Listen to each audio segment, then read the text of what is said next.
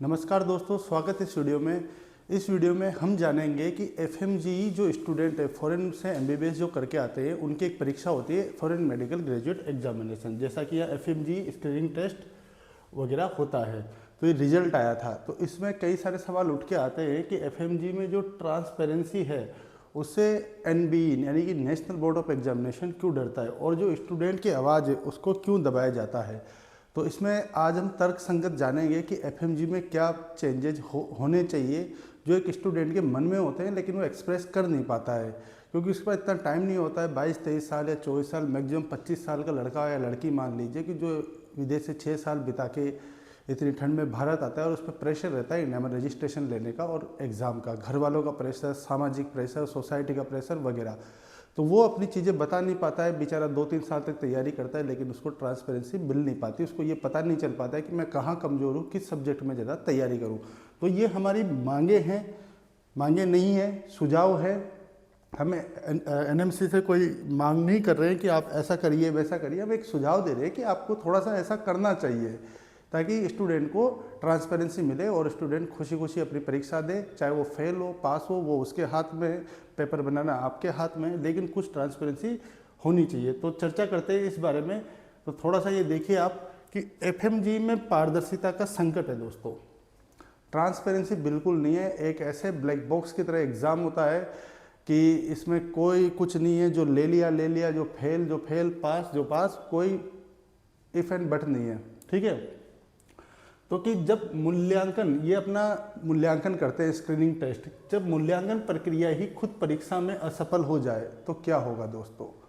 जब एफएनजी हमारा screening test ले रही है लेकिन वही ट्रांसपेरेंसी नहीं रख रही है तो फिर क्या होगा कि भारत में चिकित्सा सेवा केवल एक पैसा नहीं है बल्कि सामाजिक उत्तरदायित्व है। इसी जिम्मेदारी को ध्यान में रखते हुए विदेशी मेडिकल ग्रेजुएट्स के लिए फॉरेन मेडिकल ग्रेजुएट एग्जामिनेशन की व्यवस्था की गई थी ताकि ये सुनिश्चित किया जा सके कि भारत में प्रैक्टिस करने वाला हर डॉक्टर न्यूनतम योग्यता मानकों पर खरा उतरता हो। बहुत अच्छी बात है, ऐसे तो कोई भी बाहर से पढ़ के आ जाएगा और यहाँ ऐसे प्रैक्टिस थोड़ी करने लग जाएगा। तो इसके लिए एक फॉरेन मेडिकल ग्रेजुएट एग्जाम लाया गया दोस्तों, ठीक है। लेकिन आज ये परीक्षा अपने ही मूल उद्देश्य से भटकती हुई दिखाई देती है। सवाल ये नहीं है कि एफएमजी परीक्षा होनी चाहिए कि या नहीं होनी चाहिए, होनी चाहिए बिल्कुल, लेकिन सवाल यह है कि क्या इस परीक्षा की प्रक्रिया न्यायसंगत और पारदर्शी है। ट्रांसपेरेंसी परीक्षा में इतने स्टूडेंट देते हैं हर साल 25 से 30 हज़ार स्टूडेंट, क्या वो खुश हैं इससे कि उनको पारदर्शिता इसमें नज़र आती है। तो इस पर आज चर्चा करते हैं। वीडियो को आप अंत तक देखिएगा। जो भी दर्शक वीडियो को देख रहे हैं कृपया लाइक करें और सब्सक्राइब जरूर करें और कमेंट बॉक्स में अपनी राय देना जरूर करें, देना ना भूलें। तो कारण बिना बताए आपको फेल, कि आपका रिजल्ट आया दोस्तों, बस बिना कारण बताए कि आप क्यों फेल हुए, किस सब्जेक्ट में आपके कितने नंबर आए, कुछ नहीं है, बस फेल। क्या यही स्वीकार्य है कि आपको फेल लिख के पीडीएफ में छोड़ दिया, बस आप सेटिस्फाई हो गए उससे। मेरे को नहीं लगता कोई स्टूडेंट इससे सेटिस्फाई होगा कि उसका रिजल्ट फेल निकल के आ जाए। उसको एक डिटेल स्कोर कार्ड मिलना चाहिए जिसमें पूरा लिखा हो कि आपके कितने सब्जेक्ट में कितने मार्क्स आए, कहाँ पर कमी रह गई, ताकि हम उस कमी को दूर कर पाएँ। तो इसमें न तो प्रश्न पत्र सार्वजनिक होता है, ठीक है, न तो इसमें जो क्वेश्चन पेपर आता है जो कंप्यूटर में होता है न तो उसकी वो पब्लिक डोमेन में आता है, न ही इसकी आपको आंसर की मिलती है। उत्तर कुंजी का मतलब है आंसर की, ठीक है, आंसर की, न तो आंसर की मिलती है, न सब्जेक्ट वाइज अंक बताए जाते हैं कि आपके किस सब्जेक्ट में कितने मार्क्स आए, न ही सिलेबस में दिया जाता है कि एनाटॉमी से इतने क्वेश्चन पूछे जाएंगे, इतने अंक के क्वेश्चन पूछे जाएंगे और साइकोलॉजी से कितने पूछे जाएंगे, ऑब्स गायनी से कितने पूछे जाएंगे। सारी चीज़ें होनी चाहिए दोस्तों कि कितने मार्क्स के क्वेश्चन किससे पूछे जाएंगे, और न ही पुनर्मूल्यांकन की कोई व्यवस्था है। यदि किसी स्टूडेंट सेटिस्फाई नहीं है अपने रिजल्ट से तो वो अपील भी नहीं कर सकता है। जो एक बारी बोल दिया एनएमसी ने, बोल दिया, ठीक है। ऐसी परीक्षा जो किसी व्यक्ति के पूरे करियर की दिशा तय करती हो, अगर अपने निर्णय का कारण नहीं न बताए तो यह केवल प्रशासनिक कमी नहीं है बल्कि न्यायिक मूल्यों का से टकराव है। समझ रहे आप मेरी बात को, मैं क्या कहना चाह रहा हूँ कि परीक्षा आप ले रहे हो तो परीक्षा वालों को बताने में क्या दिक्कत है कि भाई आपके इतने नंबर आए हैं और आप इसके सब्जेक्ट में इतने नंबर आए, ये क्वेश्चन आपका गलत हुआ था, ऐसे हुआ था, ताकि बच्चे को पता तो चले एटलीस्ट कि वो कमी कहाँ रख रहा है, ठीक है। ये चीज़ हो गई। अभी और तर्क संगत पे आएंगे अपन कि अंक नहीं, अंधकार में मूल्यांकन। ठीक है, किसी भी आधुनिक परीक्षा प्रणाली का उद्देश्य केवल चयन या निष्कासन नहीं होता है, बल्कि सुधार का मार्ग दिखाना भी होता है। इस लाइन से आप क्या समझ रहे हैं कि कोई भी जो परीक्षा होती है उसका मतलब फेल करना नहीं होता है आपको, उसका मतलब होता है छटनी करना कि किसने बढ़िया पढ़ाई की है ताकि उसको आगे ले जाया जा सके। लेकिन चूंकि एफएमजी में 300 क्वेश्चन आते हैं, नेगेटिव मार्किंग नहीं होती है, 150 वाला पास होता है यानी 150 वाला, और 149 वाला फेल होता है। तो जिसका एक नंबर कम आया है, जिसके 149 आए हैं या फिर जिसके 150 आए, ये तो हो गया आपका पास, ये हो गया आपका फेल। तो इसकी 149 वाले की और 150 वाले की नॉलेज में आपको कोई डिफरेंस लग रहा है? आप जरा सोच के बताइए। एज ए पेरेंट्स और एज ए टीचर आप अगर कोई पढ़ाते हो सब्जेक्ट, तो इनमें कुछ नज़र आ रहा है आपको कि इसमें कम ज्ञान है? मतलब तो फेल हो गया, मैं मानता हूँ कि भाई 149 ला 150 का क्राइटेरिया पूरा करना चाहिए था, लेकिन 149 वाले में तो आई थिंक उतनी नॉलेज होगी ना जितनी 150 वाले में है। समझ रहे आप बात को? तो इसको पता तो लगना चाहिए कि इसकी कमी कहाँ रहेगी एक नंबर की, कि ये कितनी और तैयारी कर ले ताकि इसका एक अंक और बढ़ जाए। एफएमजी में यह मार्ग पूरी तरह बंद है कि आपको ये अंक वगैरह दिखाए जाए। जब छात्र यह नहीं जानता है कि वह किस विषय में कमजोर रहा है, तो अगली तैयारी का अनुमान और डर पर आधारित हो जाती है। उसको पता ही नहीं बेचारे को एनाटॉमी में वीक थे या फिजियोलॉजी में वीक थे या माइक्रोबायो में या बायोकेमिस्ट्री, किसी भी सब्जेक्ट में किस में भी वीक था, न कि शैक्षणिक विश्लेषण पर। यह स्थिति न तो छात्रों के हित में है और न ही स्वास्थ्य व्यवस्था के है। जिसके 149 मार्क्स आते हैं ना, एक बार नहीं 2-3 बार आ चुके हैं। मैं कई बच्चों को ऐसे जानता हूं जो दिल्ली गौतम नगर में कोचिंग करते हैं, ग्रीन पार्क मेट्रो स्टेशन के पास में। उनसे जाके एक बार पूछना, रो देता है बच्चा, आंखों में आंसू आ जाते हैं उसके, कि सर मेरे 149 मार्क्स आए, एक नंबर से चूका हूँ, बताओ मैं बताओ क्या करूँ। तो उसको क्या करना चाहिए? बेचारा दोबारा परीक्षा देगा, 7-8 हज़ार रुपये का फार्म भर के, फिर 6 महीने की कोचिंग करेगा, 6 महीने का रेंट भरेगा। और सामाजिक डर भी होता है बच्चे में कि कोई भी बच्चा जब विदेश जाता है ना दोस्तों एमबीबीएस पढ़ाई करने, तो जो सोसाइटी होती है ना, रिश्तेदार होते हैं, सोसाइटी इन द सेंस जो आपके आसपास पड़ोसी लोग होते हैं, आपके पिताजी के दोस्त, आपके दोस्त, ये कभी खुश नहीं होते हैं आपके पढ़ने से कि आप डॉक्टर बनने गए हो। पता है, ये मज़े लेते हैं बच्चों के। जैसे पूछेगा कि अच्छा मैं विदेश से करके, अच्छा वो एक एग्ज़ाम देना पड़ेगा ना आपको, तभी आप इंडिया में वैलिड होगे ना, आपकी डिग्री कोई काम की नहीं रहेगी। ये शब्द होते हैं ना जो एक तीर की तरह दिल में चुभ जाते हैं बच्चों के, और उस पर ये प्रेशर रहता है। तो 149 वाला सोसाइटी को कैसे बताएगा कि मैंने पढ़ाई तो की थी, मेरे में भी उतनी नॉलेज है जितनी 150 वाले में है, पर वो चूंकि सिस्टम के अनुसार वो पास हुआ है, सिस्टम के अनुसार मैं फेल हुआ हूँ। कितना उस पर मानसिक दबाव होता होगा, कितना ट्रॉमा में जीता होगा, ये आप ज़रा सोच के देखिएगा। ठीक है, ये चीज़। अब आगे आते हैं कि जो एनबीए यानी नेशनल बोर्ड ऑफ एग्जामिनेशन, इसका क्या तर्क है। आप इनसे पूछेंगे कि आप आंसर की क्यों नहीं जारी करते, तो ये क्यों नहीं जारी करते कि एनबीए एफएमजी के आंसर की क्यों नहीं जारी करता। ठीक है, क्यों नहीं जारी करता। एनबीए का अगर तर्क देखोगे, एक अपन सोच के देखें तो वो क्या जवाब देंगे कि एफएमजी एक स्क्रीनिंग और क्वालिफाइंग एग्जाम में रैंकिंग एग्जाम नहीं है, कि इसमें रैंक निर्धारित नहीं होती है, रैंकिंग नहीं बनती है, ये क्वालिफाइंग है, आप 150 लाइए, 150 पास करिए, ये इनका तर्क रहेगा। फिर ये दूसरा तर्क देंगे आपको कि क्वेश्चन बैंक जो है, प्रश्न पत्र हमारा है, वो कॉन्फिडेंशियल है, कि हम इसको सार्वजनिक नहीं करेंगे, ये हमारा है कॉन्फिडेंशियल। आंसर की देने से क्वेश्चन लीक हो सकते हैं, ये भी इनका तर्क रहेगा कि भाई क्वेश्चन मार्केट में चले जाएंगे, बच्चों को पता लग जाएगा कि किस तरह के क्वेश्चन आते हैं, क्वेश्चन लीक हो सकते हैं, फ्यूचर एग्जाम में कॉम्प्रोमाइज़ हो सकते हैं, बच्चों को पता लग जाए, बच्चों को पता नहीं लगना देना चाहिए। भाई ठीक है, अब आगे देखते हैं, हम अपना भी पक्ष रखेंगे। तो एनबी, अगर हम एनबी से एक पूछें तो वो यही तर्क देगा जो मैं यहाँ लिख रहा हूँ। अब हम हमारा तर्क देते हैं। मैं ये वीडियो मेरे बिहाफ पे नहीं बना रहा हूँ, जो हजारों स्टूडेंट गौतम नगर में कोचिंग करते हैं या भारत के अन्य राज्य शहरों राजधानियों में पढ़ रहे हैं, मैं उनकी आवाज़ बन के और उनके माध्यम से इतने सारे जो हजारों स्टूडेंट हैं उनके बिहाफ पे मैं अपना आंसर दे रहा हूँ। ये मेरा आंसर नहीं, यही उन हजारों स्टूडेंट का आंसर है।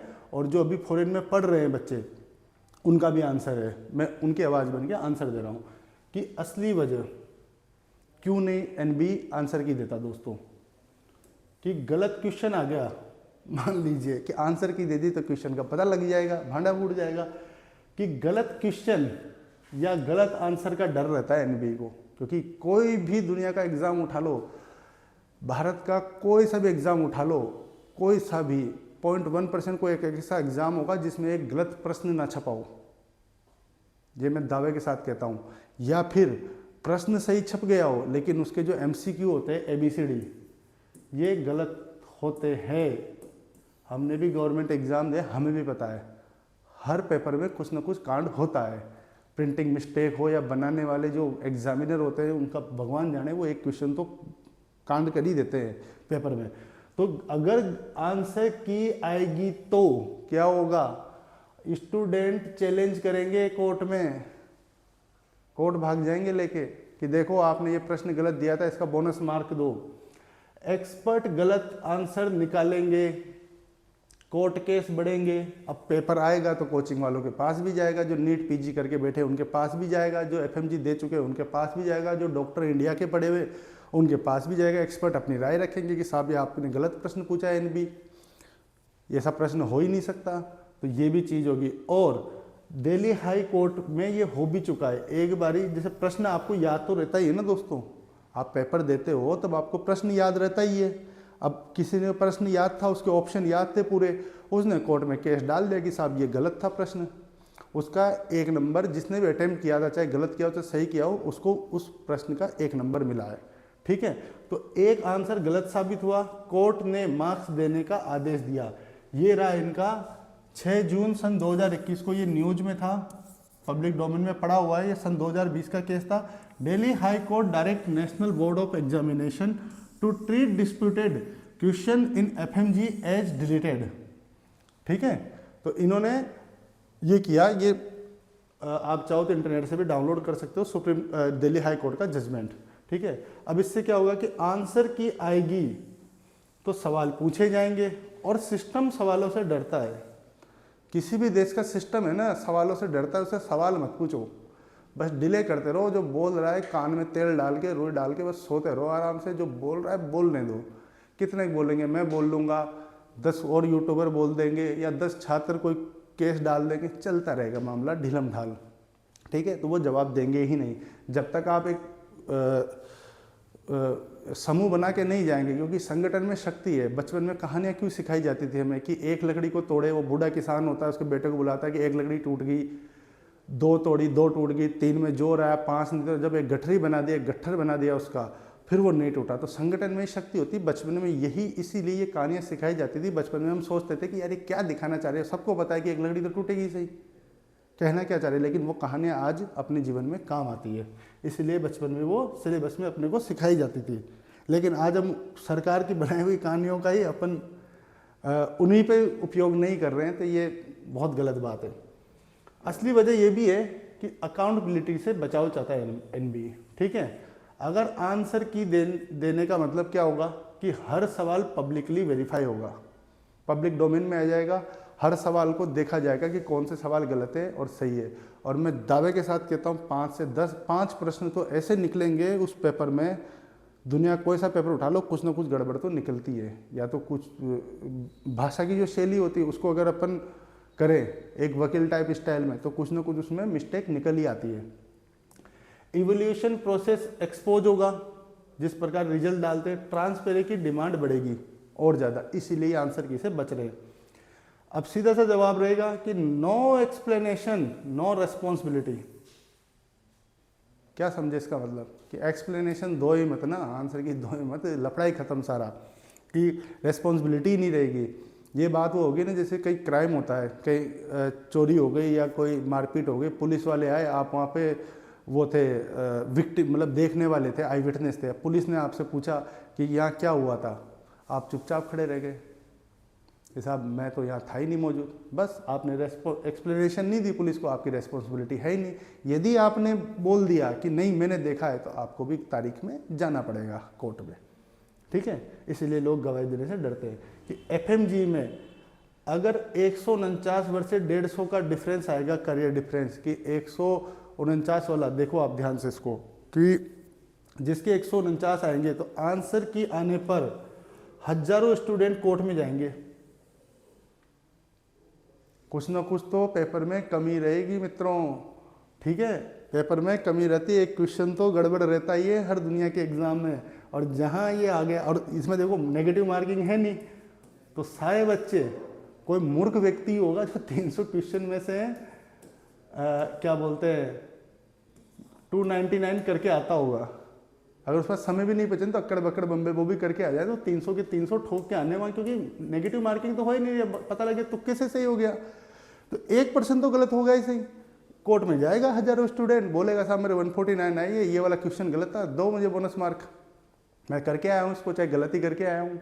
वो बन गए उसके 150 नंबर, हो गया पास, 150 नंबर आ गए उसके पास में, ठीक है, ये आगे 150 नंबर, हो गया पास, खत्म। यही तो नहीं चाहता एनबी। बोलो ही मत ना, कोई जवाब पूछ रहा है आप बोलो ही मत, जवाब ही मत दो, तो बस सामने वाला चला जाएगा बेचारा। ये हो गया, 1 मार्क्स इनको ऐड करना पड़ जाएगा और पिटीशन बढ़ेगी, ठीक है। और हमेशा ये बात ध्यान रखना, जब सब दरवाजे जिंदगी के बंद हो जाए ना तो कोर्ट का दरवाजा खटखटा देना। कोर्ट हमेशा छात्रहित में फैसला देता है, कोर्ट कभी भी नहीं चाहता, ये मेरा अनुभव है और कोर्ट के डिसीजन भी है कि कोर्ट को कभी भी बच्चे के कैरियर के साथ खिलवाड़ नहीं करता है दोस्तों, ये बात हमेशा ध्यान रखना। यदि आप कोर्ट का हमेशा दरवाज़ा खटखटाते हैं और आप अगर सही है तो कोर्ट निश्चित ही आपकी हक में फैसला देगा और आपकी पूरी भरपूर सहायता करेगा और केस को डिले भी नहीं करता, फटाफट से जवाब देता है। क्योंकि अपन एक लोकतांत्रिक देश में जी रहे हैं और अपनी चुनी हुई सरकार चुनते हैं, रिपब्लिक ऑफ इंडिया है अपना, गणतंत्र है यहाँ पे, तो अपना पूछने का हक बनता है। सिस्टम लीगल ओवरलोड से डरता है कि फालतू में कुछ लीगल अपने पास आएगा, फिर हम एनएमसी या एनबी अपना वकील भेजेगी, अपनी वो सारा कुछ, वो झंझट से बचना चाहते हैं कि चुपचाप रहो ना सारी चीज़। अब एनएमसी अभी तक क्या कर, सॉरी एनबी क्या करता है, पास फेल बोल दो और फाइल को कर दो बंद। एक पीडीएफ डाल दी इंटरनेट पे, उस पर लिख दिया पास, फला आदमी पास, 149, 138। और मैं कर रहा हूँ ये स्पेशली बात 149 वाले के लिए, क्योंकि उस बेचारे की है ना दया आती है मेरे को कि क्या इसके साथ अन्याय हुआ, ऐसा क्या इसने अपराध कर दिया जो ये अटक गया।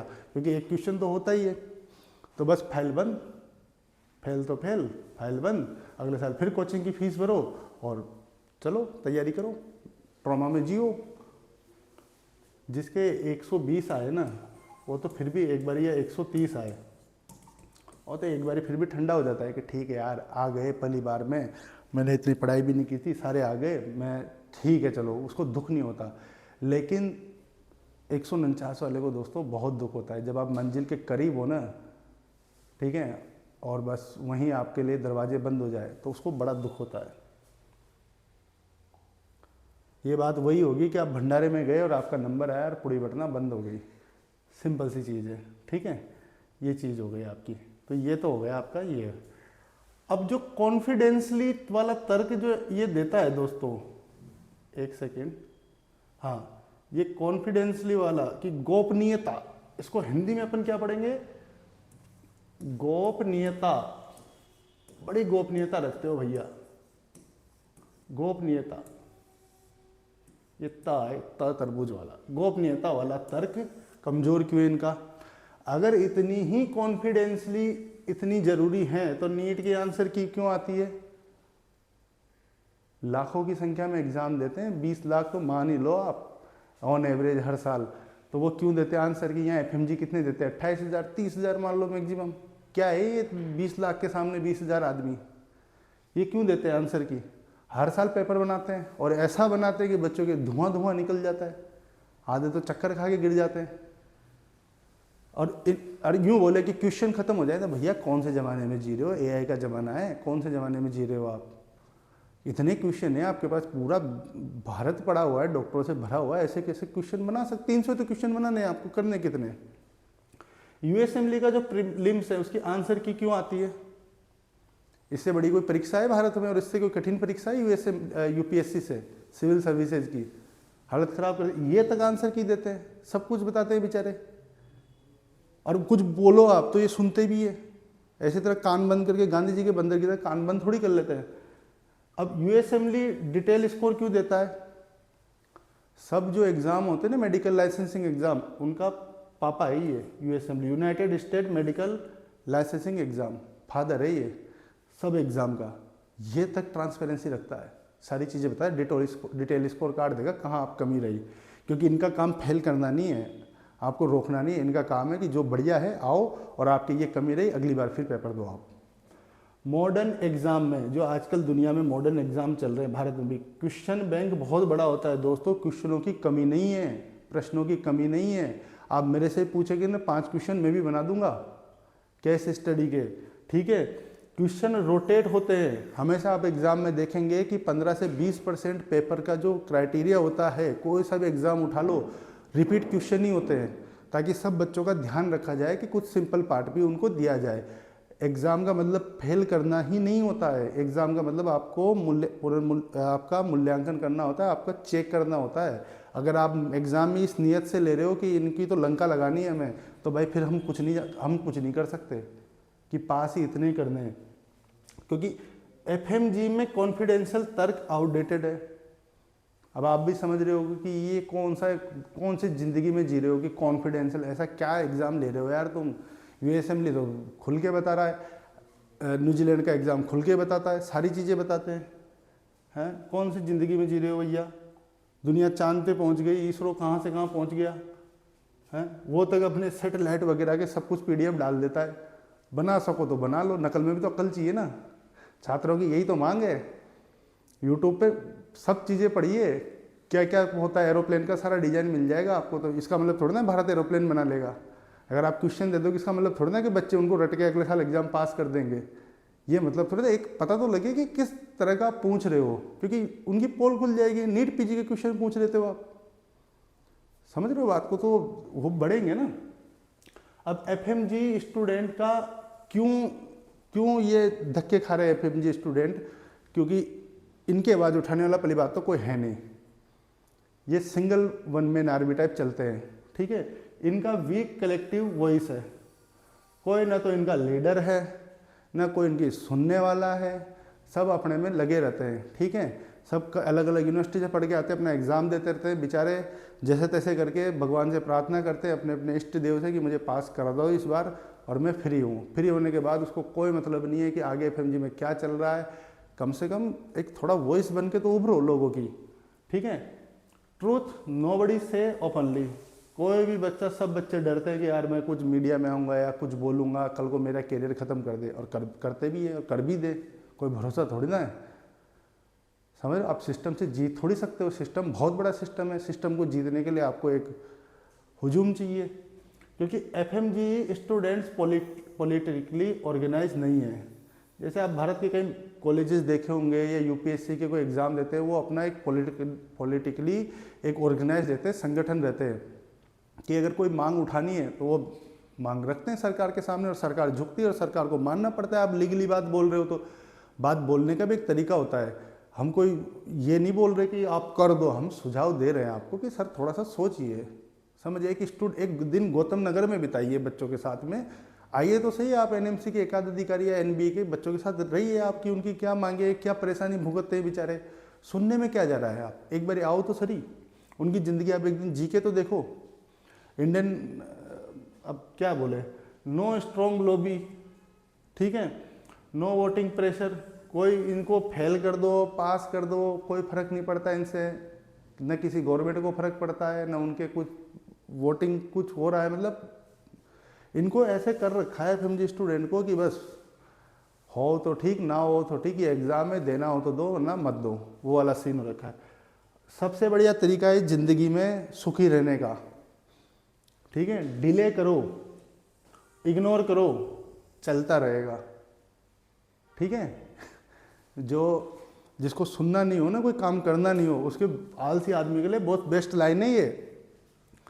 जैसे अपन बोलते हैं ऑलवेज थिंक पॉजिटिव, और जो आदमी ऐसे बोलता है नेवर थिंक पॉजिटिव, उसके लिए मस्त लाइन है, डिले करो, इग्नोर करो, चलता रहेगा। ढीलम ढाल करते रहो, कोई बोल रहा है तो इस कान से सुनो, इस कान से निकाल दो, चलता रहेगा। सिस्टम है, 2 दिन कोई आएगा भौंकेगा, और चला जाएगा निकल के, बस ये सिस्टम है। कोर्ट ने अभी तक, अब एक और महत्वपूर्ण जानकारी दे दूं आपको मैं, एक सेकेंड। कोर्ट ने दोस्तों अभी तक है ना, एक मिनट, हाँ, कोर्ट्स ने अभी तक, ना तो सुप्रीम कोर्ट ने, न दिल्ली हाई कोर्ट या कोई से भी कोर्ट ने एनबीई को आंसर की पब्लिश करने का डायरेक्ट ऑर्डर तो नहीं दिया है अभी तक, लेकिन गलत क्वेश्चन पर करेक्शन मान्य किया है कि गलत क्वेश्चन होगा तो मान्य होगा। और यदि आप आवाज़ उठाते हो, बोलते हो आंसर की के लिए, तो इसका मतलब आंसर की देना कोई इलीगल नहीं है। कोई आप ऐसी चीज़ नहीं मांग रहे हो उनसे कि आप 2 दिन पहले मैं पेपर दे दूँ। आप पेपर देने के बाद अपना वो देख रहे हो कि यार बता दो मैंने कहाँ गलती की है, कहाँ हमें ध्यान देना चाहिए, मेरे कितने क्वेश्चन गलत हुए, कहाँ मैं कमज़ोर था, और क्या पता मेरे अच्छे राइट हो गए हो, 150 राइट हो गए हो सकता है कि कंप्यूटर पे तो कभी कभी गलती करता है ना, हुई है एग्ज़ाम में हुई है कई बार, तो वो भी तो हो सकती है ना, कभी कभी ह्यूमन एरर भी तो हो सकती है, कुछ ना कुछ तो हो ही सकता है। ये चीज़ है, बस प्रेशर नहीं है, ठीक है। अगर प्रेशर होगा तो सारी चीज़ें दोस्तों हो जाती है। फिजिक्स का मतलब ये है कि दबाव बढ़ाओगे तो चीज़ें संकुचित होती है।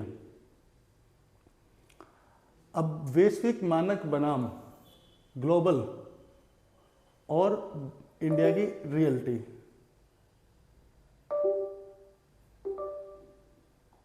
ठीक है, कि वैश्विक बनाम भारत की रियलिटी। भारत अक्सर अपने डॉक्टरों से वैश्विक मानकों की अपेक्षा करता है। जो अपना हिंदुस्तान है, प्यारा हिंदुस्तान, ये हमेशा जो डॉक्टर होते हैं उनसे यूँ चाहता है कि ये वर्ल्ड क्लास लेवल के डॉक्टर हो, ठीक है, अच्छी बात है, करनी चाहिए, मैं समर्थन करता हूँ। लेकिन जिन परीक्षाओं को हम आदर्श मानते हैं, जैसे अमेरिका, यूएसएमली, कोई भी बच्चा इंडिया में पढ़ रहा हो चाहे फॉरेन में पढ़ रहा हो, उसका एक ही सपना होता है कि या तो यूएसएमली या यूके की प्लेब या फिर एएमसी होगी ऑस्ट्रेलिया की, ठीक है, कनाडा का कनाडा मेडिकल काउंसिल का एग्ज़ाम हो गया, न्यूजीलैंड का हो गया NZREX, या दुबई का DHA हो गया, ठीक है, ये देने का उसका एक सपना होता है कि एक बार तो ज़िंदगी में देना है, ठीक है। वे न केवल विस्तृत स्कोर रिपोर्ट देती हैं बल्कि उम्मीदवार को यह समझने का अवसर भी देती है कि सुधार कहाँ आवश्यक है। इसीलिए यूएसएमली है, प्लेब है, समझ रहे हो। आज दिन तक उनकी उस पर सवाल उठे ही नहीं है, उनका कोई इरादा होता ही नहीं किसी स्टूडेंट को फेल करना। उनका इरादा ये होता है कि अच्छा डॉक्टर आए हमारे पास में और अच्छे से एग्ज़ाम दे और पास हुए, अगर फेल हुआ है तो उसको स्कोर कार्ड दिया जाएगा ताकि वो आगे अपनी तैयारी कर सके। इसके विपरीत एफएमजी में पारदर्शिता का अभाव भारत की परीक्षा प्रणाली को अंतर्राष्ट्रीय स्तर पर कमज़ोर करता है, न कि मजबूत। समझ रहे हो, आप देख सक रहे हो कि यूएसएमली एक जगह नहीं है, मैं यहाँ लिख देता हूँ, USMLE वर्सेज, अगर हम एफएमजी को देखते हैं, कहाँ देखते हो आप, कितनी पारदर्शिता इन एग्जाम में होनी चाहिए। पारदर्शिता तो मांग रहे, क्या मांग क्या लिया तुमसे, ठीक है, ये हो गया। अब जो बच्चा फेल होता है, मान लो 149 आता है, उसके बारे में भी थोड़ा सा एनबीए को सोचना चाहिए, उसके बारे में भी ऐसा सिस्टम बनाना चाहिए कि इसको आगे थोड़ी रियायत मिले या थोड़ा सा कुछ हो, ठीक है। मानसिक स्वास्थ्य, अदृश्य लेकिन गंभीर परिणाम। जो बच्चा 149 नंबर लाके फेल होता है एनबीए की भाषा में, उसके मानसिक संतुलन का क्या असर पड़ता होगा कि वो एक 150 वाले बच्चे को देखता है कि यार 1 नंबर से पास हो गया, ज्ञान तो हम दोनों में बराबर ही है। मैं 272 वाले की तुलना नहीं कर रहा, उसके ज़्यादा मार्क्स है, लेकिन 149 वाले के दिमाग पे क्या असर पड़ता होगा, क्या मेंटल ट्रॉमा में वो बच्चा जीता होगा अगले 6 महीने जब तक उसका एग्ज़ाम नहीं हो जाता। क्योंकि बार बार असफलता, कारण की जानकारी के बिना असफल होना कोई बुरी बात नहीं है। असफल ज़िंदगी में हर इंसान होता है और असफलताओं से ही वो सीखता है, लेकिन उसको कारण तो मालूम चले कि मैं क्यों असफल हुआ हूँ। अगर कारण ही मालूम नहीं चलेगा तो फिर वही चीज़ हो गई। समझ रहे हो कि छात्रों पर गहरा मानसिक प्रभाव डालती है, आर्थिक दबाव डालती है, पारिवारिक अपेक्षाएं और सामाजिक स्टिग्मा मिलकर इस परीक्षा को केवल अकादमिक नहीं बल्कि मानसिक स्वास्थ्य का संकट बना देते हैं। रिश्तेदार है ना जान खा जाते हैं, अरे आप पढ़ने गए थे ना विदेश, हो गया आपका एफएमजी? नहीं हुआ। अरे पढ़ाई नहीं की, वहाँ पढ़ाई नहीं होती, फेल हो गए तुम। वो ये नहीं देख रहा कि बच्चा एक नंबर से रहा है या कुछ और भी गड़बड़े, हो सकता है क्वेश्चन भी गलत हो, तो ये उस पर असर पड़ता है, घर वालों का भी असर पड़ता है और सामाजिक असर भी। लेकिन जब वो पास हो जाता है तो वही सोसाइटी उसको एक्सेप्ट कर लेती है, अरे उनका लड़का है, वो हमारा जानकार है, देखो उसने पहली बार में एफएमजी पास कर लिया या वो डॉक्टर बन गया। तो ये भी चीज़ें आप देखनी चाहिए। जब राज्य की कोई परीक्षा आयोजित करता है, राज्य कोई परीक्षा आयोजित करता है तो वो केवल परिणाम घोषित करने तक सीमित नहीं रहता है, रह सकता, इसके मानवीय प्रभावों की जिम्मेदारी भी लेनी होती है। दोस्तों परीक्षाएं कई बार है ना लटका देती है बच्चों को पंखे पे, और ये सच्चाई है। मेंटल ट्रॉमा में बच्चे चले जाते हैं, चिढ़ने लगते हैं। तो इसको देखना चाहिए कि आप कोई परीक्षा आयोजित करा रहे हो तो कोई बच्चा आपकी परीक्षा दे के खुश है या फेल भी हो गया तो भी उसमें कॉन्फिडेंस तो है ना कि चलो मैं अगली बार दे लूँगा और पास हो जाऊँगा, तो उस पर कोई मानसिक दबाव तो नहीं है। इसको भी थोड़ा सा कम करने के लिए कुछ ना कुछ गवर्नमेंट को सोचना चाहिए। अब ये हमारी मांग नहीं है कि हम ऐसा कर रहे हैं, हमारे लिए ऐसा कर दो, एफएमजी के ऐसा कर दो। हम एक सुझाव दे रहे हैं कि इन सुझाव को थोड़ा सा देखिए आप, अगर आप कर सकते तो बिल्कुल करिए। कोई ऐसी चीज़ तो मांग नहीं ली आपसे, चांद तारे तो मांग नहीं लिए सितारे कि आप ला नहीं सकते, ऐसी चीज़ मांगी आंसर की जो बाकी परीक्षाएं दे रही है आप भी दे दो। और आपको तो गुस्से में देना चाहिए, ये लो मुँह पे मारना चाहिए, बच्चे खाने के लिए तैयार है। तो एफएमजी छात्रों की ओर से उठाई जा रही मांगे किसी प्रकार की रियायत नहीं है। हम ये नहीं कह रहे कि 100 नंबर पे आप पास कर दो और 149 वाले को भी आप पास कर दो या फिर उसका एक बोनस मार्क बढ़ा दो, ग्रेस मार्क बढ़ा दो, नहीं बोल रहे। हम तो सिर्फ ये कह रहे हैं, सुझाव दे रहे हैं आपको, ठीक है। वे केवल वही उपेक्षा कर रहे हैं जो अन्य राष्ट्रीय और अंतर्राष्ट्रीय परीक्षाओं में सामान्य है।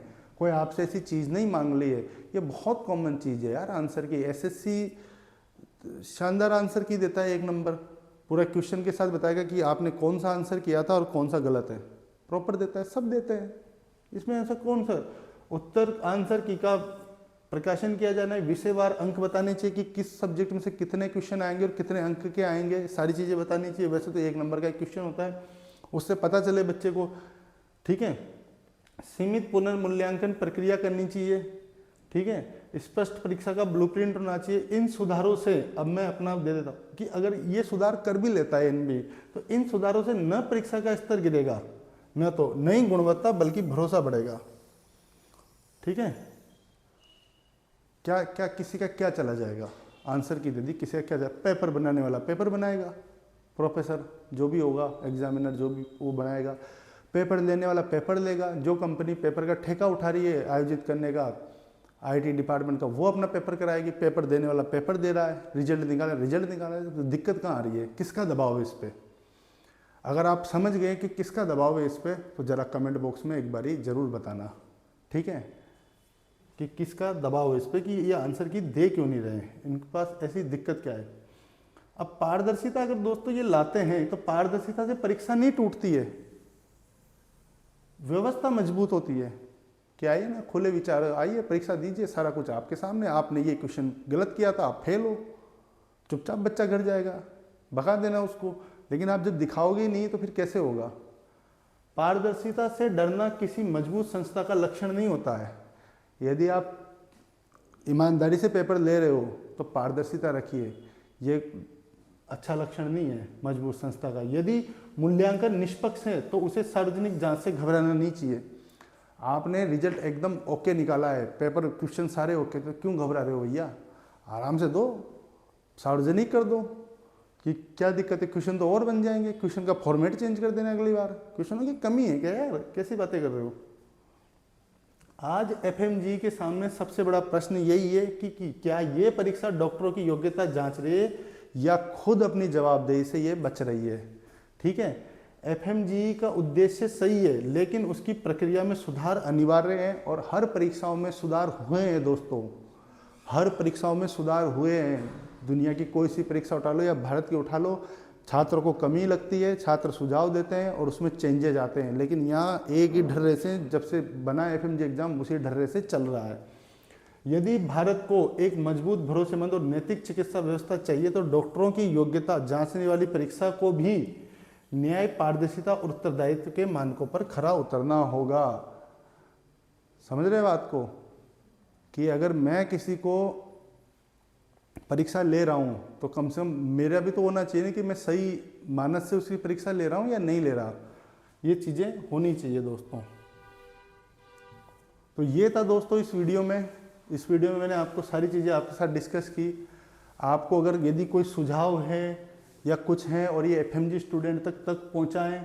कई स्टूडेंट को अवेयर ही नहीं है, वो लगे रहते हैं पढ़ने में। उनको जानना चाहिए कि ये भी उनके अधिकार है। अधिकार मांगना आपका हक है, कोई भीख नहीं मांग रहे दोस्तों आप, ठीक है।